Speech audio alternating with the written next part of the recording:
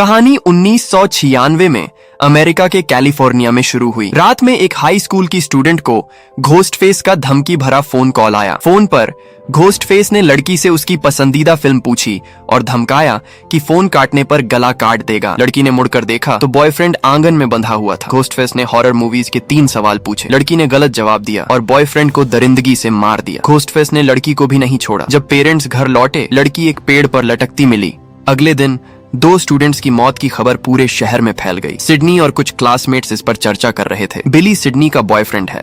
Discussion के दौरान stew माकर एक लड़का इस क्रूर हत्या में बहुत दिलचस्पी दिखा रहा था। सिडनी को यह सब सुनकर डर लग रहा था। रात को सिडनी को घोस्ट फेस का धमकी भरा फोन आया। घोस्ट फेस उसके पीछे आ गया। खुशकिस्मती से सिडनी ने घोस्ट फेस से पीछा छुड़ाकर पुलिस को बुलाया। इसी समय बिली और पुलिस एक साथ पहुंचे। सिडनी ने बिली को कॉल नहीं किया था। बिली का ऐसे समय पर पहुंचना सिडनी को शक करने के लिए 1000 वजहें देता था कि बिली ही घोस्ट फेस है। पुलिस बिली को पुलिस स्टेशन ले जाती है। पुलिस ने बिली के कॉल रिकॉर्ड्स चेक किए और साबित किया कि वह हत्यारा नहीं है और उसे रिलीज कर दिया गया। लेकिन इस घटना ने बिली और सिडनी के रिश्ते में भरोसे का संकट पैदा किया। स्टू ने सभी क्लासमेट्स को अपने घर एक पार्टी के लिए इनवाइट किया। पुलिस अफसर ड्यूई राइली बाहर गश्त कर रहा था। रिपोर्टर गेल वेदर्स बड़ी खबर के लिए स्टू के घर के पास छिपी थी। ड्यूई और गेल को अच्छी फीलिंग आई और दोनों ड्यूटी छोड़कर जंगल में अफेयर करने लगे। घोस्ट फेस ने घर में घुसकर एक के बाद एक कई स्टूडेंट्स को मार डाला। जब ड्यूई और गेल पहुंचे तब तक बहुत देर हो चुकी थी। घोस्ट फेस का फाइनल टारगेट सिडनी थी। तभी घोस्ट फेस ने अपना असली चेहरा दिखाया। ये पता चला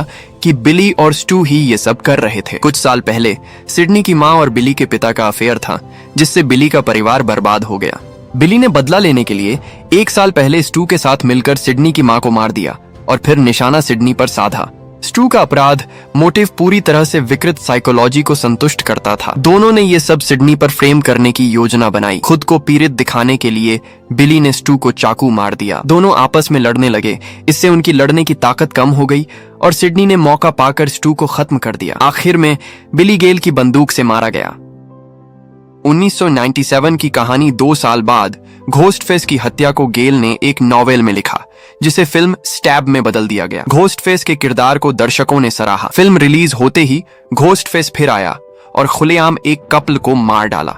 ड्यूई अभी भी जिंदा था और घोस्ट फेस केस की जांच जारी रखी। सिडनी फिर से घोस्ट फेस के हमलों का शिकार हुई। सिडनी जानती थी कि हत्या रुकी नहीं थी और सबसे पहले उसने कॉटन पर शक किया, क्योंकि कॉटन वियरी का उसकी माँ के साथ रिश्ता था।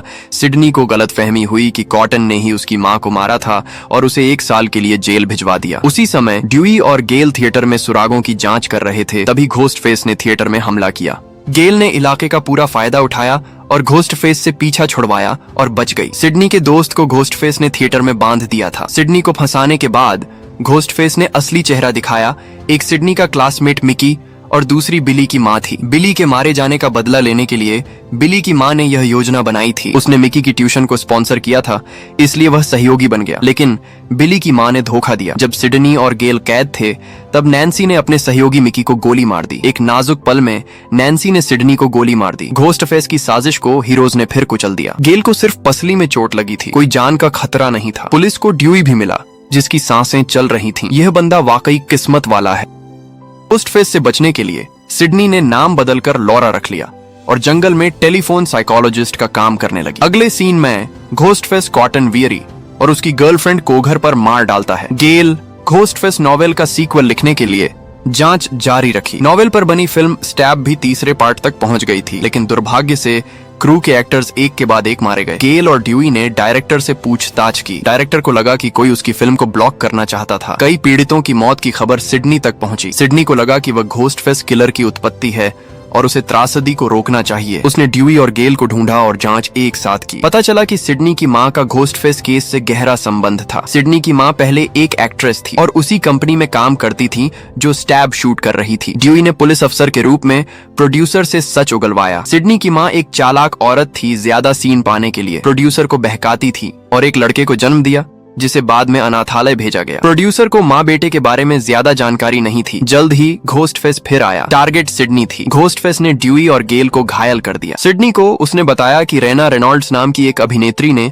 जिंदगी भर उसे ढूंढने की कोशिश की और 4 साल पहले मैं उसे घसीट कर ले आया। उसके दरवाजे पर दस्तक दी, यह सोचकर कि वह खुले दिल से मेरा स्वागत करेगी। लेकिन उसकी जिंदगी और नाम बदल गया था। सिडनी, तुम ही उसकी इकलौती संतान थी। उसने मुझे हमेशा के लिए नजरअंदाज कर दिया।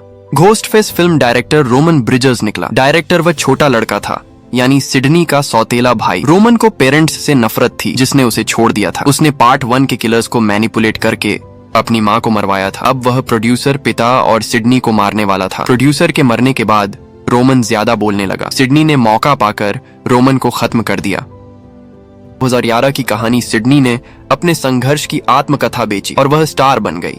लेकिन शांति के दिन छोटे होते हैं। नया घोस्टफेस किलर शहर में कई छात्रों को मारता है। ये पीड़ित जिल रॉबर्ट्स के क्लासमेट्स थे। जिल सिडनी की कजिन थी। सिडनी को लगा कि घोस्टफेस ने परिवार को निशाना बनाया है और वह जिल की हिफाजत के लिए शहर लौटी।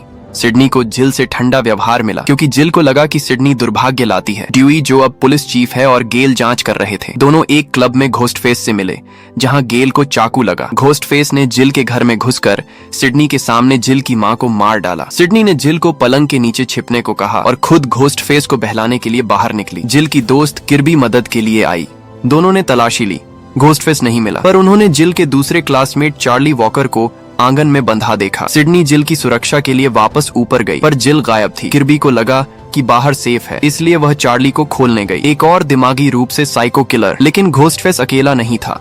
दो घोस्टफेस ने सिडनी को घर के अंदर घेर लिया। जिल ने अपनी प्लानिंग बताई। जिल सिडनी की प्रसिद्धि से ईर्ष्या करती थी और नई सिडनी बनना चाहती थी, इसीलिए उसने यह बदला लेने की योजना बनाई।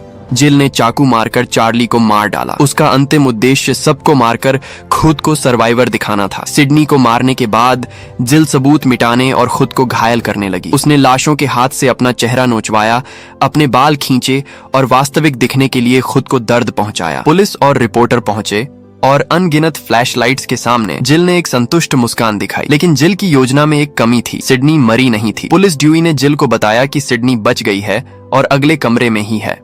जिल को लगा जैसे आसमान गिर पड़ा हो और अकेला देखकर वह सिडनी को मारने दौड़ी। ड्यूई गेल से मिलने दूसरे कमरे में आया। सौभाग्य से ड्यूई समय पर आया और सबने मिलकर जिल को खत्म कर दिया। ये पहले पार्ट के 25 साल बाद की घटना है। नॉवेल पर बनी फिल्म स्टैब अब 8वें पार्ट तक पहुंच चुकी है, लेकिन सीक्वल हमेशा पुरानी सेटिंग का उल्लंघन करते हैं और बेकार बनते हैं। इसी दौरान घोस्टफेस किलर फिर से आया। इस बार टारगेट सैम और तारा कारपेंटर नाम की दो बहनें थीं। छोटी बहन पर पहले हमला हुआ और वह हॉस्पिटल पहुंची। बड़ी बहन सैम को डर था, इसलिए उसने तारा को एक सीक्रेट बताया। सैम और तारा असली बहनें नहीं थीं। सैम के पिता पहले पार्ट का किलर बिली लूमीस था और तारा का जन्म उसकी माँ और दूसरे आदमी की शादी के बाद हुआ था। सैम को जब सच पता चला तो उसके पेरेंट्स का तलाक हो गया और तारा को कुछ याद नहीं था। सच सुनकर तारा गुस्से से भर गई। सैम ने ड्यूई और दोस्तों की मदद से तारा की हिफाजत करने का फैसला किया। उन्होंने मालूम किया कि यह घोस्टफेस पहले पार्ट के अनुसार उन सभी को मार रहा है जो ओरिजिनल किलर से जुड़े थे, जिसमें सिडनी और गेल भी शामिल थे। इस बार ड्यूई का किस्मत साथ नहीं दिया और वह घोस्टफेस के चाकू से मारा गया। ड्यूई का बदला लेने के लिए सिडनी और गेल फिर से मैदान में उतरे। घोस्टफेस का प्लान अधूरा था और सिडनी ने उसे हरा दिया। किलर बड़ी बहन का बॉयफ्रेंड रिची कृष्ण निकला। रिची स्टैब फिल्म का एक कट्टर फैन था। उसे सीक्वल की सेटिंग पसंद नहीं थी, इसलिए उसने घोस्टफेस बनकर पहले पार्ट की कहानी को दोहराया, लेकिन वह सिडनी से हार गया। सैम और तारा पर घोस्टफेस ने फिर हमला किया। उनके दोस्त घोस्टफेस के शिकार बनने लगे। उनमें से एक पुलिस चीफ की बेटी क्विन बेली थी। डिटेक्टिव बेली खुद सैम और तारा को लेकर हत्यारे को पकड़ने निकला। पार्ट 4 की सर्वाइवर किर्बी रीड अब एक पुलिस अफसर बन चुकी है और चीफ की मदद कर रही है। सिडनी ने शहर छोड़ दिया है और इस घटना से दूर रहने का फैसला किया है। गेल ने रिपोर्टर के चैनल का इस्तेमाल करके एक रहस्यमय कमरा ढूंढा। वहां पुराने घोस्टफेस केसों के सबूत, मास्क और कपड़े थे। उन्होंने सोचा कि किसी पुलिस वाले ने ये सब बेचा है। उनके गुपचुप तरीके से घोस्टफेस के अड्डे में घुसने से वह नाराज हो गया। जब गेल घर पर अकेली थी तो घोस्टफेस ने उसे मारने की कोशिश की, पर सैम समय पर आ गई और गेल बच गई। सैम ने अब जाल बिछाकर पलटवार करने का फैसला किया, लेकिन वह खुद घोस्टफेस के जाल में फंस गई। सच्चाई सामने आई। 3 घोस्टफेस थे, ईथन, क्विन और उनके पिता डिटेक्टिव बेली। क्विन ने अपनी मौत का नाटक किया था। पिछली फिल्म का किलर रिची किर्श चीफ का बड़ा बेटा था। तीनों ने मिलकर रिची का बदला लेने की यह योजना बनाई थी। सबूत वाला कमरा भी डिटेक्टिव बेली पुलिस स्टेशन से लाया था। विलेन ने अपनी योजना विस्तार से बताई और किर्बी ने इसका फायदा उठा लिया। आखिर में तीनों बेली परिवार के सदस्य सैम और तारा के हाथों मारे गए। कहानी यहीं खत्म होती है। ये कहानी का अंत नहीं है। स्क्रीम का 7वां एपिसोड जल्द ही रिलीज होगा। स्क्रीम 7 देखने के लिए हमारे चैनल से जुड़े रहे। Thanks for watching. मिलते हैं अगली वीडियो में।